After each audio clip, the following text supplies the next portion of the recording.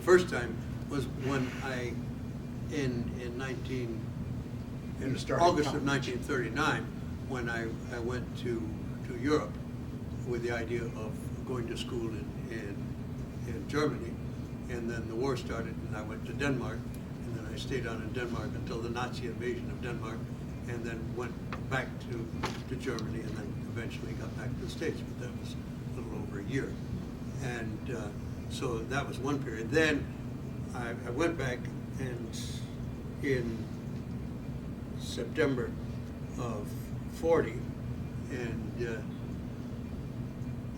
then went back to school and did a lot of community talking with Rotary clubs, church groups, and so forth. He was a much sought after student speaker in the Speakers Bureau, because who else had been to Germany during the fall of France? Yeah.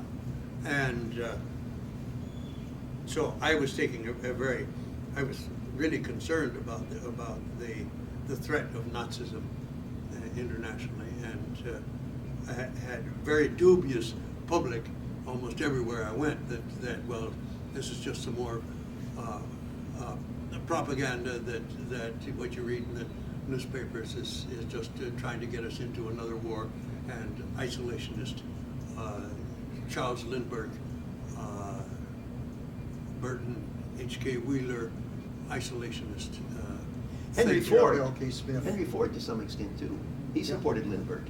Well, okay, and that what I was saying was that that Nazism was really a threat, and of course at that time there was nothing in the public awareness about the gas chambers and the extermination. It was just the treatment of the Jewish people in Germany at the time. They themselves were afraid of the worst, but nobody had any hard evidence that the gas chambers were coming. But there's simple things in the parks. The benches were marked, park benches, nicked for Juden, and the food was scarce anyway, and there was a shortage of almost everything. But the Jews had to wear the Star of David and could not go into the markets to buy anything until the afternoon, so that they would get the garbage that was left over in the vegetable markets and so forth. And our aunt Hilda was still maintained the old long-term friendship with a Jewish family in Ernhausen, which they'd gone to school with. One of the uncles of the family was a national war hero, and there was a statue to him in the town of Ernhausen and so forth. You said you had left home twice. This was the second time. This was the first time. No, I thought the first time was when you went off to Michigan State to start. The first time when you went to college. I was first time you went to college. Going out of the country was going out of the country. Yeah, so all of this was before the military experience, but I was then taking a strong anti-Nazi position, which of course our father couldn't accept at all. So that just drove home the whole division even further.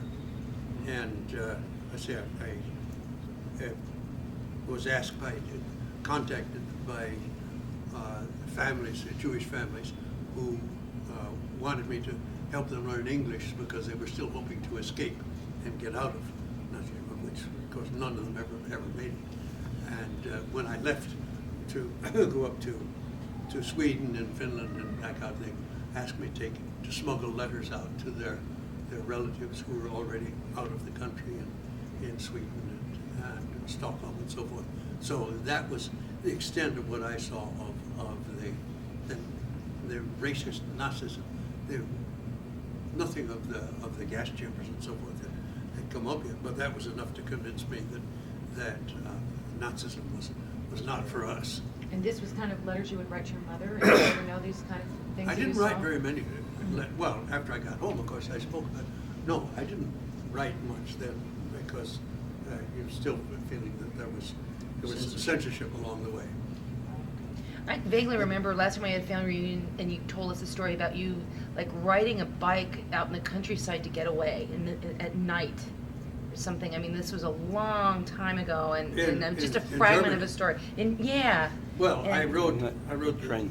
the bicycle from Bad Oeynhausen, where Mm-hmm. the younger aunt lived, to Berlin, where I had managed to get. And this was an ordinary road bike with my That's baggage a and everything on long it. ride. And I rode it in 2 days. And so I was in the university there, the Kaiser Wilhelm's Universität, for the course for foreign language, for foreign students who wanted to learn German and then got a job at the U.S. Embassy. And so I was, doing perfectly well there. And then when I felt the time had come, because I was sure that the isolationist sentiment in the States was so strong that the U.S. wasn't going to come into the war for a long time. And so I wasn't concerned about my own safety, and I was politically curious to see what was going on.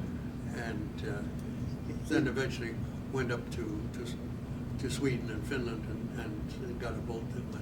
You know, to I Spitsbergen. always respected Walter and recognized something different about Walter. He, partly in talking with Mutti and talking with his father, he had much more political interests than I had. He was very aware and had strong views. And Like our father. yeah, absolutely.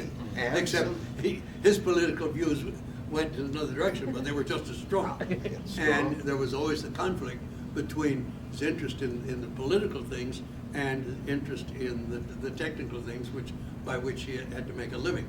And the one conflicted with the other. And that continued into But the my interest, generation. the interest and the position was taken on the same basis of fairness. Yeah. He felt that what had happened to Germany after Versailles was terribly unfair, and therefore he was anti-British. You saw what the Nazis were doing was terribly unfair, and therefore you took that position. When I was talking with him once, and this was 1953, 54-ish, we were talking about Joseph McCarthy. He was a strong supporter of Joseph McCarthy because one of the first things that McCarthy gained prominence on was defending Germans who had been accused of war crimes, who had been coerced into admitting doing things during World War II, which actually they had not done, but they were coerced into it. And Joe McCarthy from Wisconsin came to their defense and defended someone. And because Joe McCarthy had defended them from that unfairness, my dad was a real supporter of Joe McCarthy. He painted them all either black or white. It was either black or white, yep. And when I pointed out to my father that, hey, here's some other things that Joe McCarthy's done that are very unfair, I actually got his attention, and I'm sure shook his confidence in Joe McCarthy.